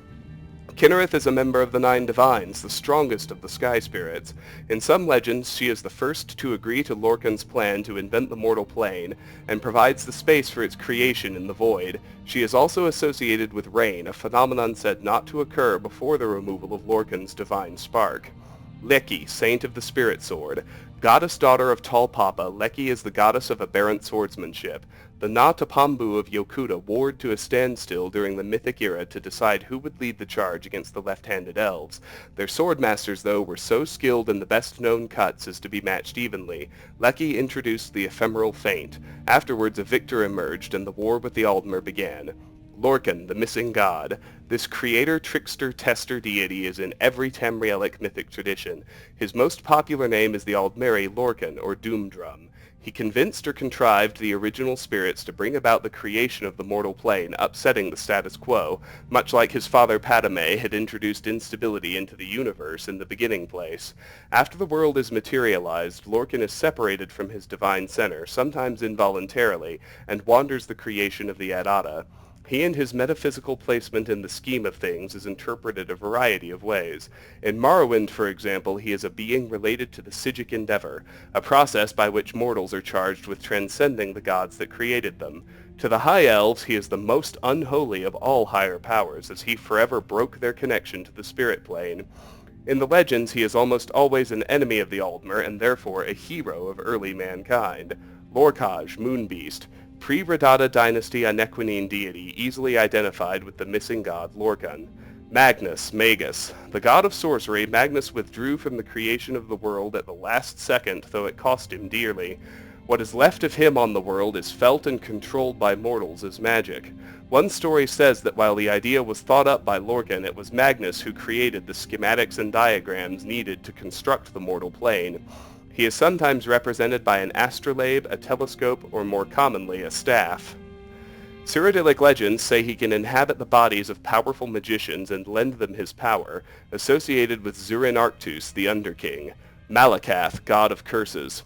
Malakath is the reanimated dung that was Trinimac. A somewhat weak but vengeful Daedra, the Dark Elves say he is also Malak, the god-king of the Orcs. He always tests the Dunmer for physical weakness. Maluk, Horde King, an enemy god of the Ragada, led the goblins against the Red Guards during the First Era, fled east when the army of the Hunding overtook his goblin hordes. Malak, Malakath, an Orcish god, Malak troubled the heirs of King Harold for a long time, fled east after his defeat at the Battle of Dragon Wall circa 1E 660.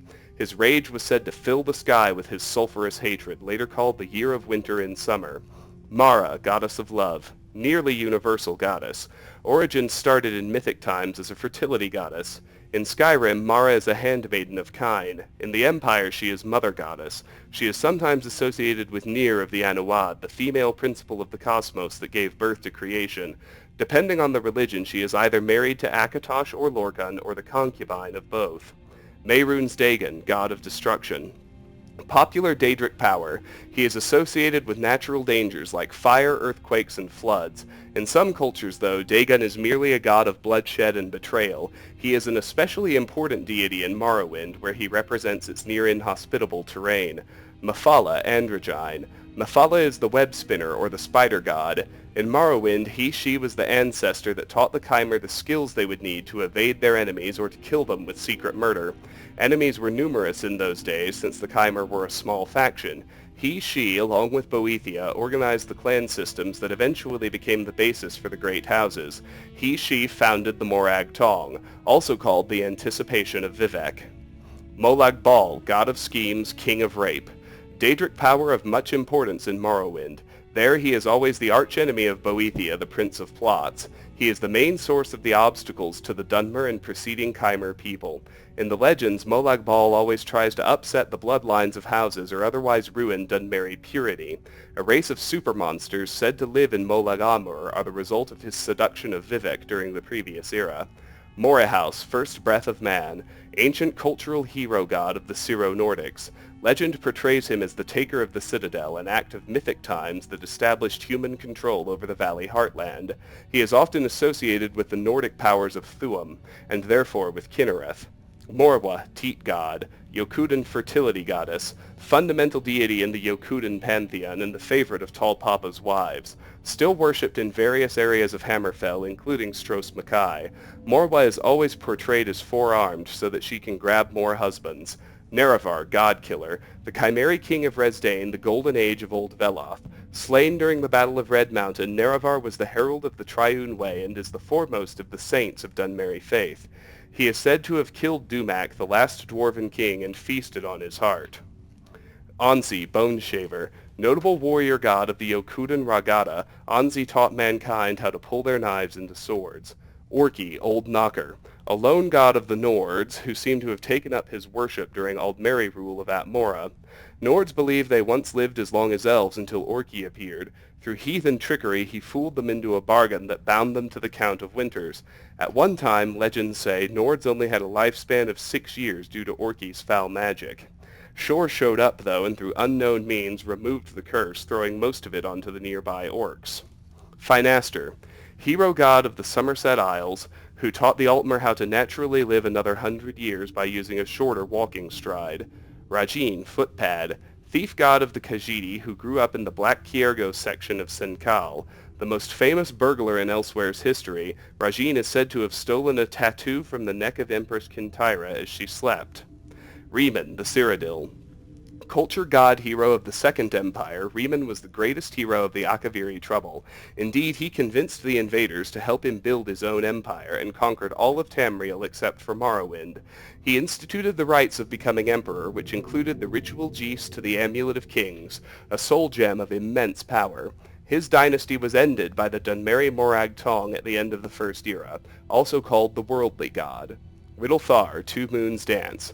The cosmic order deity of the Khajiit, the Riddlethar was revealed to Elsewhere by the prophet Ridthar Ridata, the Main. The Riddlethar is more a set of guidelines by which to live than a single entity, but some of his avatars like to appear as humble messengers of the gods, also known as the Sugar God. Ruptka, Tall Papa, chief deity of the Yokudan pantheon. Ruptka, more commonly Tall Papa, was the first god to figure out how to survive the hunger of Satakal. Following his lead, the other gods learned the walkabout, or a process by which they can persist beyond one lifetime. Tall Papa set the stars in the sky to show lesser spirits how to do this too. When there were too many spirits to keep track of, though, Ruptka created a helper out the dead skin of past worlds. This helper is Sep, see below, who later creates the world of mortals. Satakal, the world skin, Yokudan god of everything, a fusion of the concepts of Anu and Padme. Basically, Satakal is much like the Nordic Alduin, who destroys one world to begin the next. In Yokudan mythology, Satakal had done and still does this many times over, a cycle which prompted the birth of spirits that could survive the transition. These spirits ultimately become the Yokudan pantheon, popular god of the Alakir nomads. Sheogorath, the Mad God. The fearful obeisance of Sheogorath is widespread and is found in most Tamrielic quarters. Contemporary sources indicate that his roots are in Aldmeri creation stories. Therein he is born when Lorkhan's divine spark is removed. One crucial myth calls him the Sithis-shaped hole of the world. Shior, Bad Man. In Brittany, the Bad Man is the source of all strife. He seems to have started as the god of crop failure, but most modern theologians agree that he is a demonized version of the Nordic Shor, born during the dark years after the fall of Sarthal. Sep, the Snake. Yokuden version of Lorcan. Sep is born when Tall Papa creates someone to help him regulate the spirit trade. Sep, though, is driven crazy by the hunger of Sadakal, and he convinces some of the gods to help him make an easier alternative to the walkabout. This, of course, is the world as we know it, and the spirits who followed Sep become trapped here to live out their lives as mortals. Sep is punished by Tall Papa for his transgressions, but his hunger lives on as a void in the stars, a non-space that tries to upset mortal entry into the far shores. Shazar, god of man, Cyrodiilic version of Lorcan, whose importance suffers when Akatosh comes to the fore of imperial, really Elysian religion. Shazar was the spirit behind all human undertaking, especially against Aldmeri aggression. He is sometimes associated with the founding of the first Cyrodiilic battle mages. In the present age of racial tolerance, Shazar is all but forgotten. Shor, god of the underworld, Nordic version of Lorcan, who takes sides with men after the creation of the world. Foreign gods, i.e. elven ones, conspire against him and bring about his defeat, dooming him to the underworld. Atmoran myths depict him as a bloodthirsty warrior king who leads the Nords to victory over their Aldmeri oppressors time and again. Before his doom, Shor was the chief of the gods, sometimes also called children's god, see Orki above. Sothasil, mystery of Morrowind. God of the Dunmer, Sothasil is the least known of the divine tribunal. He is said to be reshaping the world from his hidden clockwork city. Stendarr, god of mercy. God of the Nine Divines, Stendarr has evolved from his Nordic origins into a deity of compassion or sometimes righteous rule. He is said to have accompanied Tiber Septim in his later years. In early Altmeri legends, Stendarr is the apologist of men. Stune, god of ransom. Nordic precursor to Stendarr, brother of Tsun. Shield Thane of Shor, Stune was a warrior god that fought against the Aldmeri pantheon. He showed men how to take, and the benefits of taking, prisoners of war. Cyrabane, warlock's god. An Aldmeri god ancestor of magic, Cyrabane aided Bendu Olo in the fall of the Slode. Through judicious use of his magical ring, Cyrabane saved many from the scourge of the Thracian plague. He is also called the apprentice's god, for he is a favorite of the younger members of the Mages Guild. Tava, bird god. Yokuden spirit of the air. Tava is most famous for leading the Yokudens to the Isle of Herne after the destruction of their homeland. She has since become assimilated into the mythology of Kinnereth. She is still very popular in Hammerfell among sailors, and her shrines can be found in most port cities. Tiber Septim, Talos, the Dragonborn. Heir to the seat of Sundered Kings, Tiber Septim is the most important hero god of mankind. He conquered all of Tamriel and ushered in the Third Era and the Third Empire, also called Ismir, Dragon of the North. Trinimac, strong god of the early Aldmer, in some places more popular than Ariel. He was a warrior spirit of the original elven tribes that led armies against the men. Boethia is said to have assumed his shape. In some stories, he even eats Trinimac, so that he could convince the throng of Aldmer to listen to him, which led to their eventual Chimeri conversion. He vanishes from the mythic stage after this, to return as the dread Malakath. Altmeri propaganda portrays this as the dangers of Dunmeri influence. Tsun, extinct Nordic god of trials against adversity, died defending Shor from foreign gods. Tuwaka, tricky god. Yokuden god of souls. Tuwaka, before the creation of the world, was the god of nobody really cares. When Tall Papa undertook the creation of the walkabout, Tuwaka found a purpose. He became the caretaker of the far shores, and continues to help Redguards find their way into the afterlife. His cult is sometimes associated with Arkay in the more cosmopolitan regions of Hammerfell. Vivek, master of Morrowind. Warrior poet god of the Dunmer, Vivek is the invisible keeper of the Holy Land, ever vigilant against the dark gods of the volcano. She has saved the Dunmeri people from certain death on numerous occasions, most notably when she taught them how to breathe water for a day so that she could flood Morrowind and kill the Akaviri invaders, circa 2E572. Xarxes. Xarxes is the god of ancestry and secret knowledge. He began as a scribe to Ariel and has kept track of all Aldmeri accomplishments, large and small, since the beginning of time. He created his wife, Ogma, from his favorite moments in history. Y'ffre, god of the forest. Most important deity of the Bosmeri pantheon. While Ariel Time Dragon might be the king of the gods, the Bosmer revere Y'ffre as the spirit of the now. According to the Wood Elves, after the creation of the mortal plane, everything was in chaos. The first mortals were turning into plants and animals and back again. Then Y'ffre transformed himself into the first of the Elnathe, or Earthbones. After these laws of nature were established, mortals had a semblance of safety in the New World because they could finally understand it. Y'ffre is sometimes called the Storyteller for the lessons he taught the first Bosmer. Some Bosmer still possess the knowledge of the Chaos Times, which they can use to great effect, the Wild Hunt. Ysmir, Dragon of the North, the Nordic aspect of Talos. He withstood the power of the Greybeard's voices long enough to hear their prophecy. Later, many Nords could not look on him without seeing a dragon. Zen, god of toil. Bosmeri, god of payment in kind. Studies indicate origins in both Argonian and Akaviri mythologies, perhaps introduced into Valenwood by Kothringi sailors. Ostensibly an agriculture deity, Zen sometimes proves to be an entity of a much higher cosmic order. His worship died out shortly after the Knahaten flew. Zet, god of farms. Yokudan, god of agriculture, renounced his father after the world was created, which is why Tall Papa makes it so hard to grow food. Zenithar, god of work and commerce, trader god. Member of the Nine Divines, Zenithar is understandably associated with Zen. In the Empire, however, he is a far more cultivated god of merchants and middle nobility. His worshippers say, despite his mysterious origins, Zenithar is the god that will always win. Whew, there we go. That one was long, but interesting, I think. Let's look around the rest. Oh, should recognize that noise by now. I hear a black book. It's through here, but we can't get to it yet. We don't have a key. So it goes. Nothing left, really, but to go ahead and chat with Neloth. That ash extractor is a quest item, so let's just talk to You him. again. Didn't I see you in Ravenrock? What is this building? This is a Talvani Tower. It's my citadel, grown from the spores of the giant fungus trees found in Morrowind. Back in the homeland, there are other Telvanni wizards that have them as well. Telvanni? What are the Telvanni? The Telvanni are the master wizards of Morrowind.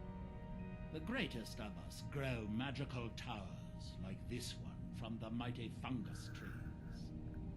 Together we form House Telvanni, one of the great houses of Morrowind. The great houses rule what is left of our once proud nation. You must be a very powerful wizard. I am likely the greatest wizard you will ever meet. Who else do you think could create a staff enchanter? If you make yourself useful around here, I might just let you use it. Where is that ash-sucking steward of mine? Verona? If you're going to be up here, stay out of my way. First, it's ash spawn attacks, then my home withers. It's almost like someone was out to get me. Can I help with your research? I do have a new spell I'm working on. I hope to be able to conjure ash spawn. If I could get a sample of ash from an ash spawn, that would be quite useful. I've made this special tool that will extract... Well, you don't need to know the details. Just go harvest a sample. Of course, the creature will have to be dead first, but I trust that's something you can bring about. Ash extractor added. Started. Telvanni research. Collect ash from an ash spawn. You think someone is out to get you? I don't know, but I mean to find out. I still have some research to do before I'll know anything for certain. What can you tell me about Morrowind? The city of Vivek was destroyed. It took decades for us to rebuild. We are still but a shadow of our glorious past, but someday we will rise again. Okay. Now, where did I put... Oh, yeah. How am I supposed to get anything done with part of the tower withered like this? The ash from Red Mountain holds secrets. Secrets I mean to uncover. It's as if Tel Mithryn is cursed. Spoiled food, ash spawn attacks, my servants constantly getting sick. What's next? Finally, I can get back to work. Do you need all your toes? I could really use a fresh toe for... never mind. You aren't moldy enough. Huh. Finally, I can get back to work. I wonder if a dragon could be captured alive. It would make a fascinating test subject. Finally, I can get back to work. Just keeping notes on all the Radiant quests he can give. What do you have for sale? Staffs. They're my specialty. And yeah, he doesn't sell any spell books, so... That's that, then. Alright, we're done here for now. Let's look at Telvanni research. Neloth is doing research on ash spawn. He's asked me to bring him a sample of the ash from one using a special extraction tool. Collect ash from an ash spawn. That's pretty straightforward, as these things go. We can probably just sprint back over to Fort Frostmoth. And, take one. There's just one other thing I need to make note of.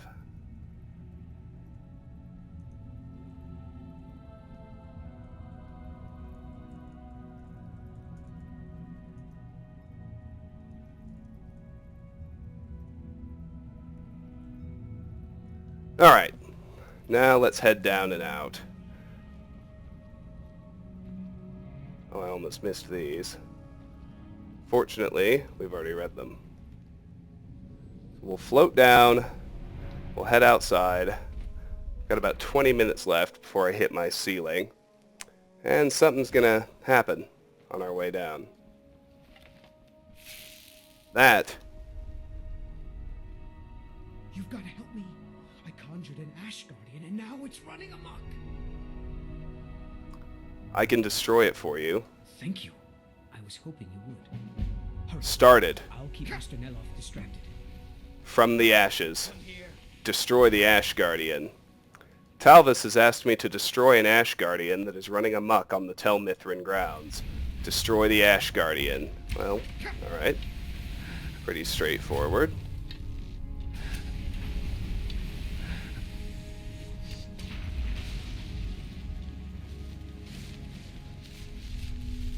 Completed, destroy the Ash Guardian, talk to Talvis. And it unsummons, so we can't, unfortunately we can't, loot it, but we'll go back to Talvis in just a second. I just want to sprint back to Fort Frostmoth, get my ash extraction done. I want to churn through these Radiant quests as fast as possible.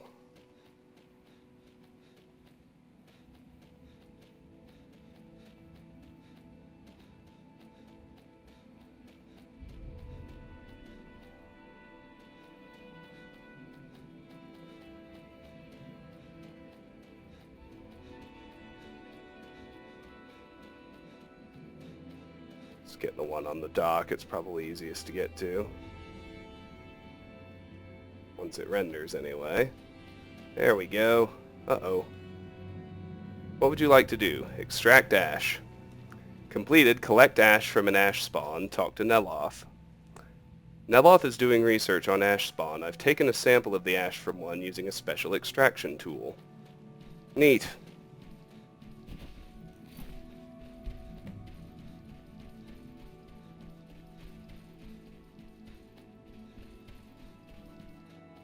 Oh, this is a random encounter site.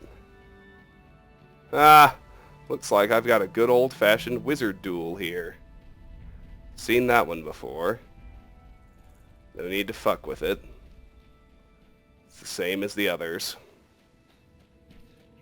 Soul Slime does have some unique random encounters, but it also imports most of the ones from the base game. So if you're making a concerted effort to find the new ones, it can take a long friggin' time. Just be aware. Anyway, let's run back here.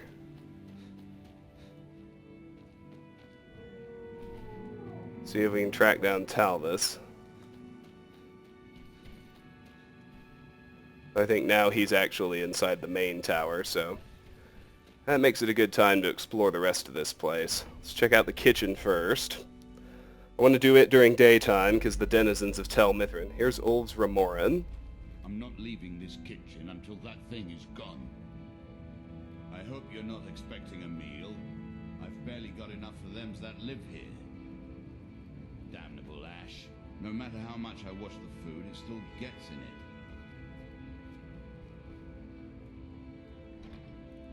Just the chest to search, really. There's something you need. That's it for him. Now we want to search the steward's house.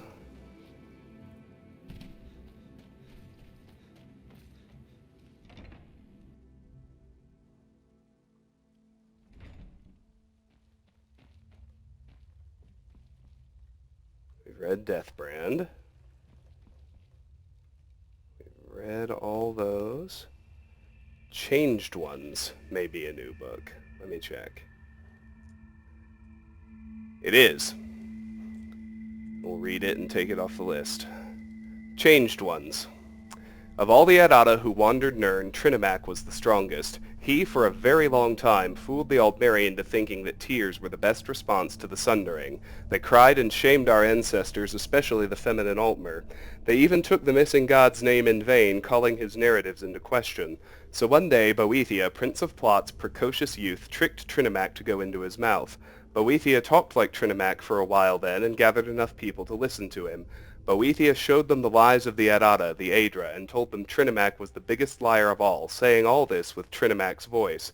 Boethia told the mass before him the triangled truth. He showed them, with Mafala, the rules of Psijic endeavor. He taught them how to build houses and what items they needed to bury in the corners. He demonstrated the right way to wear their skin. He performed the way to walk to achieve an exodus. Then Boethia relieved himself of Trinimac right there on the ground before them to prove all the things he said were the truth. It was easy then for his new people to become the Changed Ones. Alright, we've read all those. That's it for here. Actually going to save the apothecary for a bit and just head back into the main tower.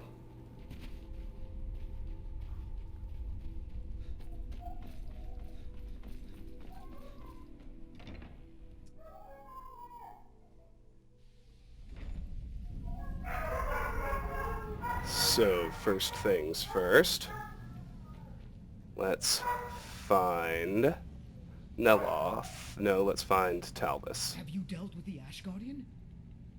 I've destroyed the Ash Guardian. Relief. Master Neloth surely would have punished me had he found out.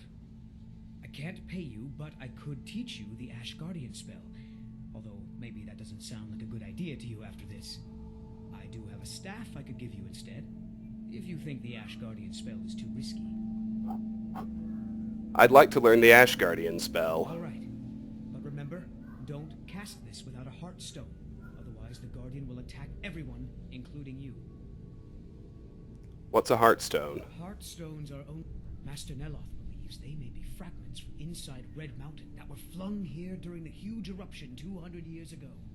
I've got it. Don't cast Ash Guardian without a Heartstone. That's right. Don't be like me and have to learn the hard way. Here's the spell tome and a Heartstone so you can try it safely. Spell tome, Conjure Ash Guardian added, Heartstone added, completed from the ashes. What went wrong with the Ash Guardian spell? Oh, it turns out that the spell requires a Heartstone to cast properly. I didn't have one with me when I cast it. If you cast the spell without a Heartstone, it attacks anything in sight. Alright, what have you got for sale? I had you figured for a mage. I think you'll appreciate this. So you can't find these particular tomes, you have to just buy them. So we get Ash Rune, Ash Shell, Bound Dagger. You can find Bound Battle Axe, so I won't buy it.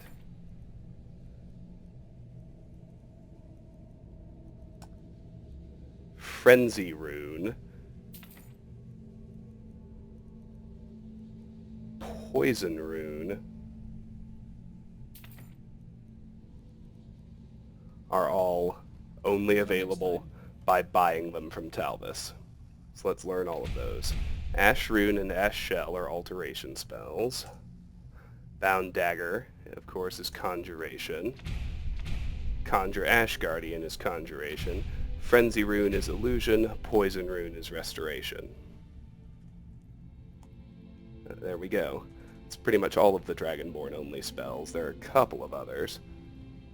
But let's get back into his sale menu. This is Master Neloth's tower. You've... House Telvanni. Master Neloth is one of...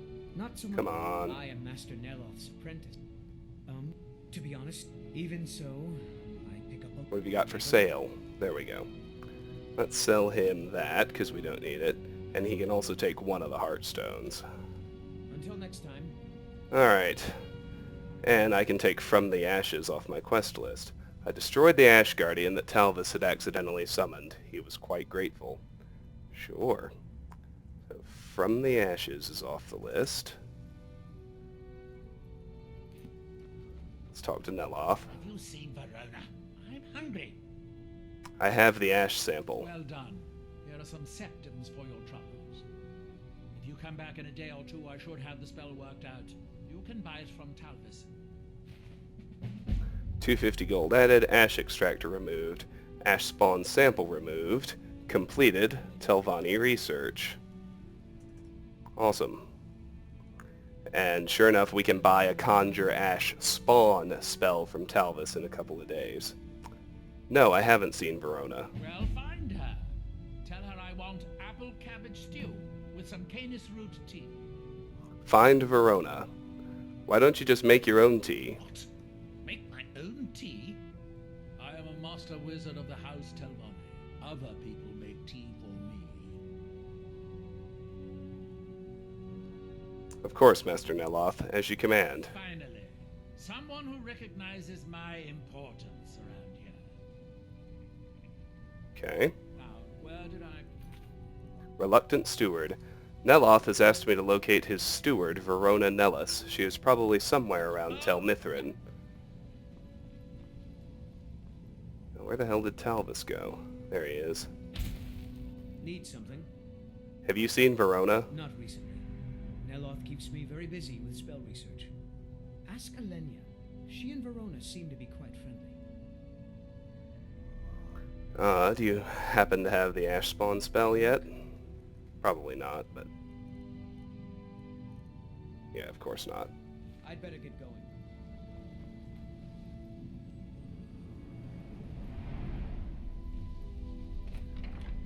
Now let's make a stop in the apothecary to chat with Tel Mithryn.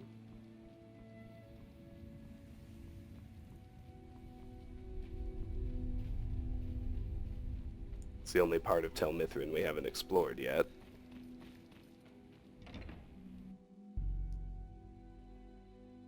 Let me know if you see anything you like.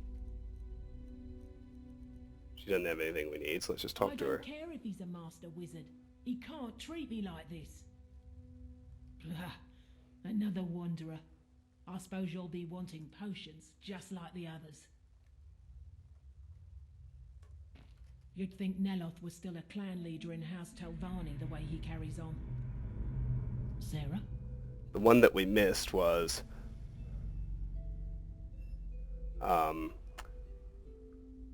I like it here at Tel Mithryn. Hardly anyone bothers me. People can be so irritating. Master Neloth, what did he do? That Fetcher told me to fix his house. If I don't, he'll find a new mycologist who will. Decades of loyal service, and he'd just throw me out like yesterday's breakfast. What do you need to fix the tower? 3 taproots soaked in the headwaters of the Harstrad River. I'm an old woman. I can't possibly make that trip. It's way too dangerous. If you get some taproots, I'll pay you to dip them in the headwaters and bring them to me. Started healing a house. Get 3 taproots, which is completed. We gathered those way earlier. Next objective, soak the taproots. What can you tell me about the Harstrad headwaters? It's special to the Spriggans. They seem to like to gather there. Something about the waters attracts them. There are bound to be some there, so be careful. Have you seen Verona? She left for Raven Rock hours ago. She promised to bring me back some fresh blisterwort. Did you come here from Morrowind? Yes. That was a lifetime ago. I was just a young girl when Red Mountain erupted. Master Neloth was already old. My mother put me on a boat to Skyrim. The last time I ever saw her, she was standing on the dock as my ship sailed away. What do you do for Master Neloth? I am his mycologist. He may have grown Tel Mithryn by himself, but I nurture it. Mushrooms and fungi are my life's work. When I saw Tel Mithryn, I knew I had to be here. I've learned so much since then. Did you grow this tower? Me? No. That's Master Neloth's doing. I wasn't even born then. It's Telvanni magic at its best. He brought the cuttings with him from Morrowind, and used sorcery to grow them. Cool. Mafala cloak you.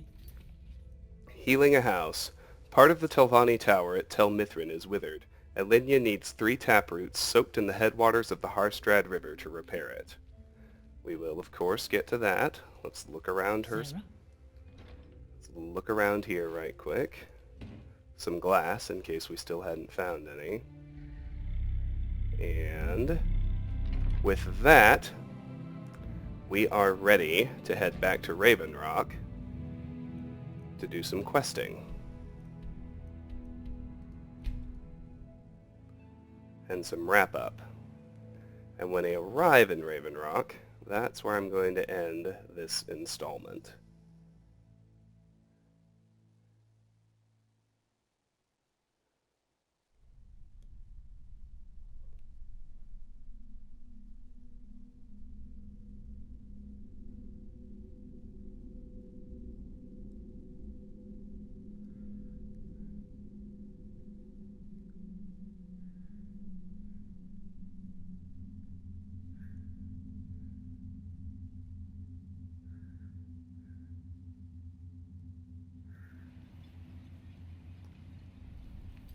So here is where we're going to end this installment. This has been Let's Play Skyrim.